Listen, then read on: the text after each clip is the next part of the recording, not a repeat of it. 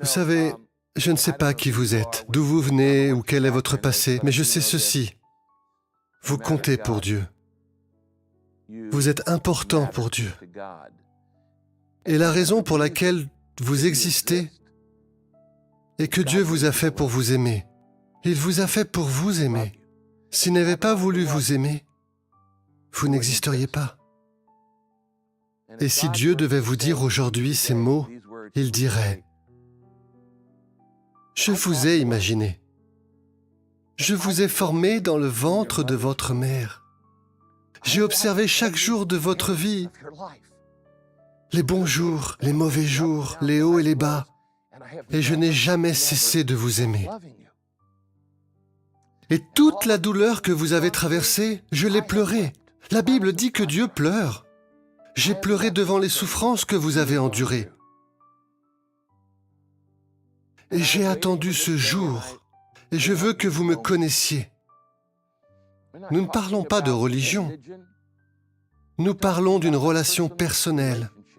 Je vous ai créé pour une amitié. Vous savez, je suis un ami de Dieu.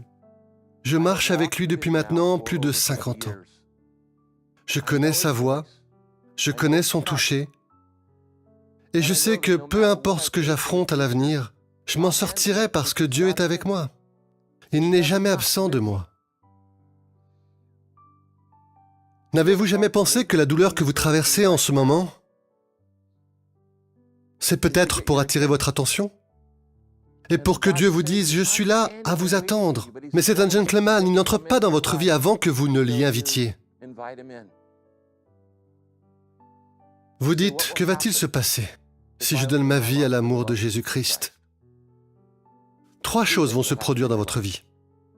Le passé, le présent et le futur. Premièrement, votre passé sera pardonné. Deuxièmement, vous aurez un but dans la vie, puis une maison au ciel. Le passé pardonné, un but dans la vie, une maison au paradis. Qui d'autre pourrait vous offrir ça? Personne. Personne. Vous avez été créé par Dieu. Et vous avez été créé pour Dieu.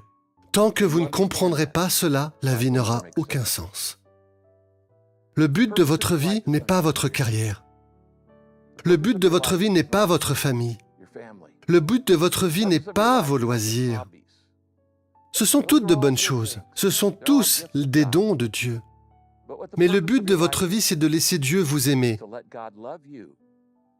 et d'apprendre à l'aimer en retour. Vous dites, qu'est-ce que je fais?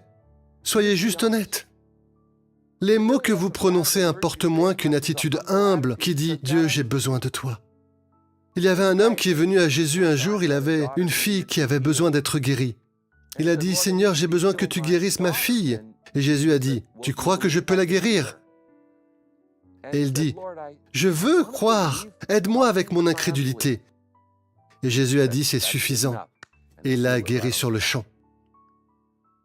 J'aurais aimé que quelqu'un me dise il y a des années que je n'avais pas besoin d'avoir les réponses à toutes mes questions pour ouvrir ma vie à Jésus-Christ. Je n'avais pas besoin de trouver toutes mes excuses, toutes mes raisons et tous mes raisonnements. Il me fallait juste faire un simple pas de foi. Seigneur, je veux croire, aide-moi avec mes doutes. Cela fait maintenant de nombreuses années que je marche avec le Seigneur et il y a encore des choses dans ce livre que je ne comprends pas. Et je me dis, waouh, je ne sais pas, je ne l'aurais pas fait de cette façon si j'étais Dieu. Dieu merci, je ne suis pas Dieu. Ces voies ne sont pas les miennes.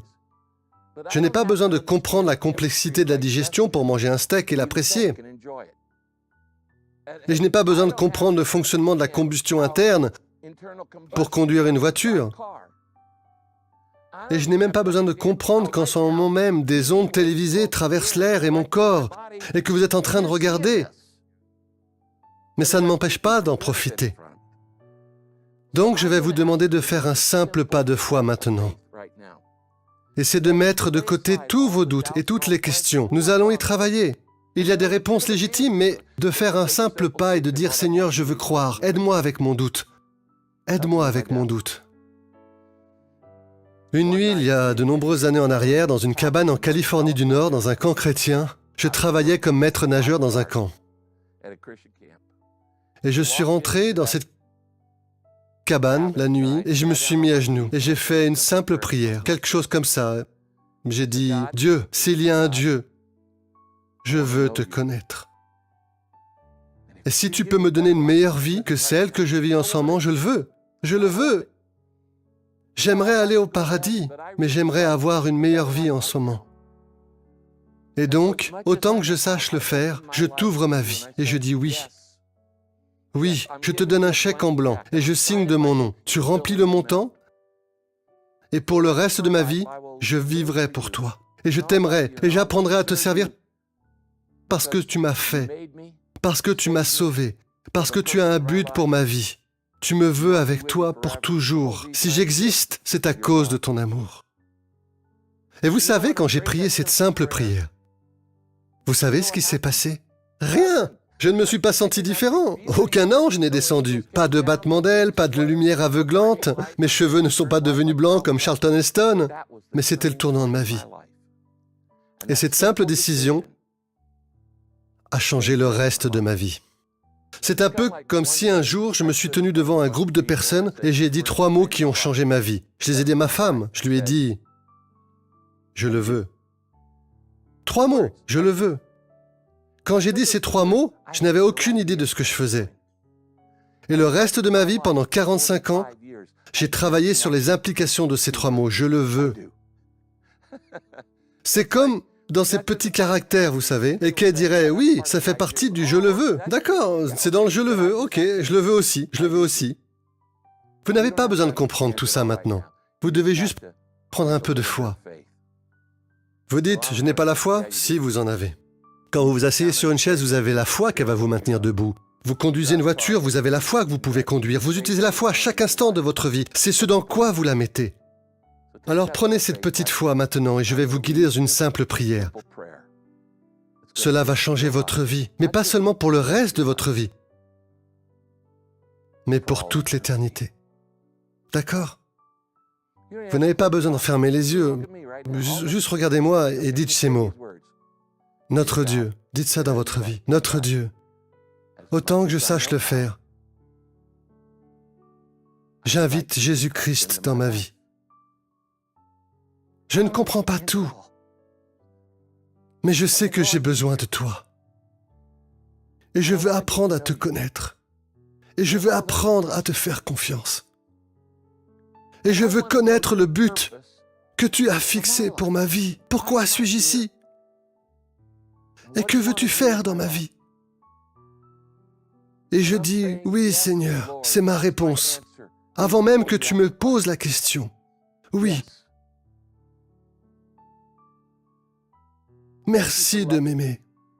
Merci d'être mort pour moi. Je veux te donner ma vie entièrement. En ton nom, je prie cela. Vous savez, si vous avez fait cette prière à l'instant, la Bible dit dans l'Épître aux Romains, « Quiconque invoque le nom du Seigneur sera sauvé. » Maintenant, est-ce que Dieu mentirait? Non, Dieu n'en est pas capable. Les gens disent quoi? Il y a quelque chose que Dieu ne peut pas faire? Oui, il y a quelque chose que Dieu ne peut pas faire. Dieu ne peut pas mentir. Et s'il dit « Je te sauverai », si tu invoques mon nom, avez-vous invoqué son nom? Si vous m'avez suivi dans cette prière, vous avez invoqué son nom. Ensuite, selon l'Écriture, peu importe ce que tu ressens, vous avez été introduit dans le royaume de Dieu. Vous avez été introduit dans la famille de Dieu. Vous êtes un enfant de Dieu. Il vous a toujours aimé. Il vous a créé. Mais maintenant, vous êtes dans sa famille. Vous savez, la première chose dont vous avez besoin, c'est d'une famille. Tu as besoin de trouver une maison familiale. Vous avez trouvé une église. Il y a beaucoup de bonnes églises dans votre région. Si tu n'en as pas, appelle TBN ou cherche sur le site église.org. On vous aidera à en trouver une dans votre région pour vous trouver un endroit. Et la première chose dont vous avez besoin en tant que nouveau chrétien, c'est la famille. Ils vous aideront à obtenir toutes les autres choses dans votre vie. Mais je prierai pour vous. Matt et Laurie, vous allez prier pour eux. Absolument. Et c'est la décision la plus importante que vous n'ayez jamais prise. Maintenant, laissez-moi juste vous dire ceci. Parfois, il y a un peu de réaction à retardement. Et je me souviens, quand j'ai dit ces mots à ma femme, « Je le veux » et que je me suis marié, je me souviens que je me suis réveillé le lendemain matin après notre nuit de noces. Je me suis retourné dans le lit, j'ai regardé ma femme et j'ai dit à Kay, ma nouvelle femme, je lui ai dit « tu sais, je ne me sens pas très marié. Elle m'a répondu, eh bien, peu importe comment tu te sens, n'est-ce pas? Pasteur, tu es marié maintenant. Tu as pris un engagement. Tu es marié, d'accord? Eh bien, c'était environ 2 semaines plus tard. J'étais un peu plus relax à la fin de la lune de miel et je me suis réveillé un matin et je me suis retourné dans le lit et j'ai dit à Kay, j'ai cette femme qui sera mon épouse pour le reste de ma vie.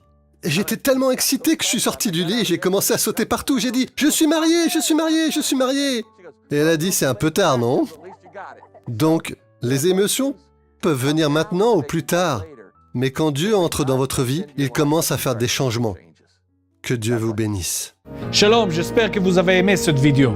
Abonnez-vous pour ne pas rater nos programmes. Merci de faire partie de notre famille TBN. Que Dieu vous bénisse. Shalom de Jérusalem.